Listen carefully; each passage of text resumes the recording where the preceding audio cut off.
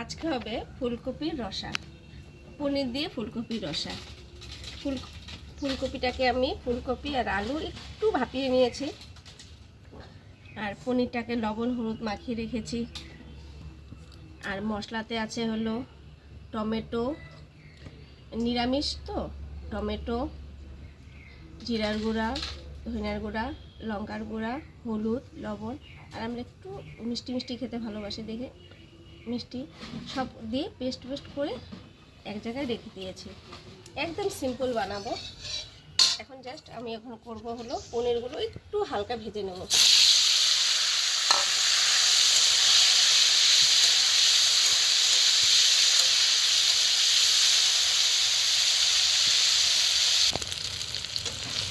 একটু হালকা লাল লাল করে ভেজে নিয়েছি, এখন উঠায় দেবো। এখন উঠাবো।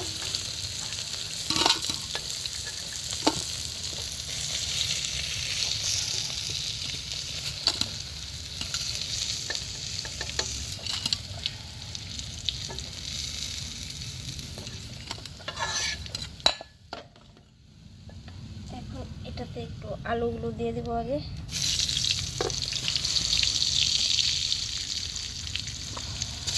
একটু ভাপিয়ে নিয়েছিলাম, আলুগুলো আলু দিয়ে দিচ্ছি।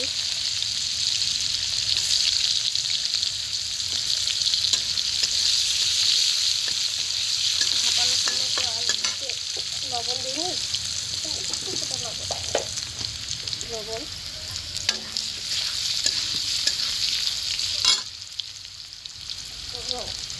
একটু হলুদ।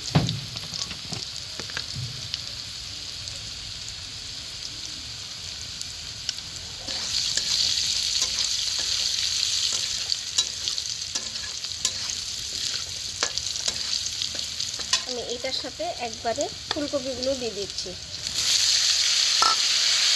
দুটা ভাজা একসাথে হয়ে যাবে।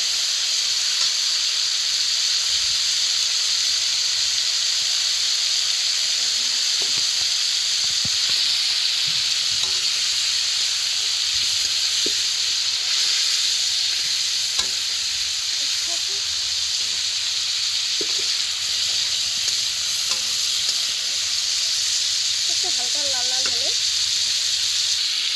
একটু হালকা লাল লাল করলাম, পনিরের সাইডে একটু নামিয়ে রাখি।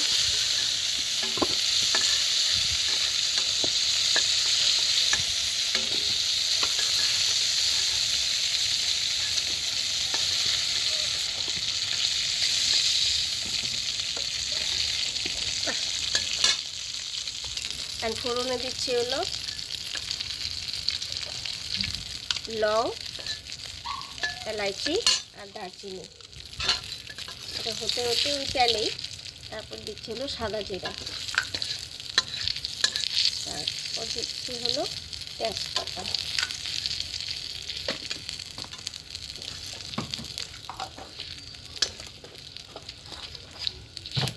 সব মেশানো, যে টমেটো, আদা, লঙ্কা, সাদা জিরা সব দিয়েছিলাম, ওটা এখন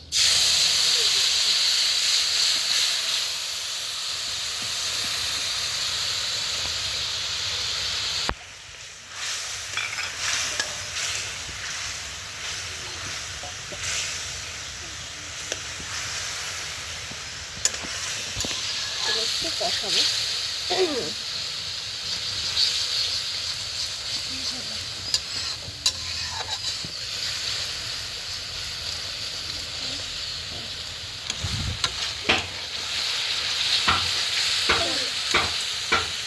একটু তেল ছাড়ছে, এখন আগে না ফুলকপি আর আলুগুলো দেবো, ওগুলো সিদ্ধ হয়নি, এগুলোকে একটু দিব, এটার সাথে কষাবো।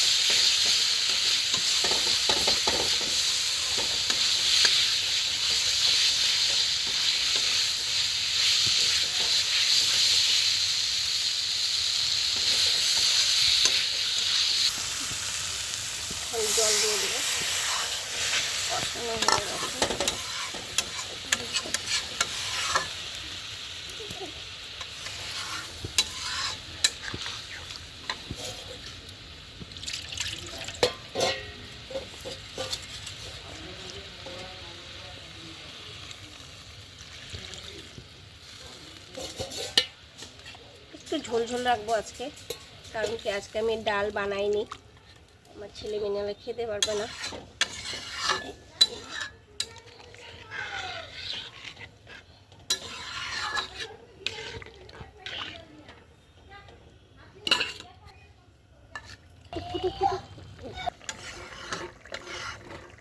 এই তো হয়ে গেল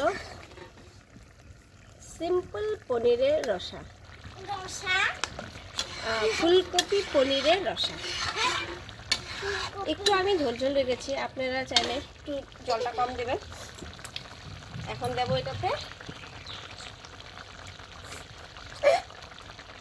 আমি গরম মশলা গুঁড়ো করেই রাখি, গরম মশলা দেবো, ঘরেই বানাই গরম মশলা।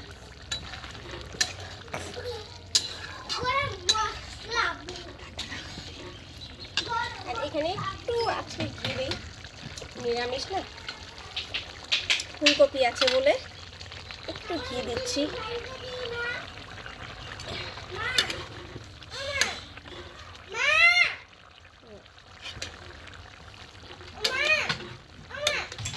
ঘি দিয়ে বেশিক্ষণ ফুটাবো না, নাহলে ঘিয়ের ফ্লেভারটা চলে যায়, গন্ধটা চলে যায়। তো আজকের আমার হয়ে গেল ফুলকপি আলু পনিরের রসা। তো আজকের জন্য এটুকুই, টাটা বাই বাই।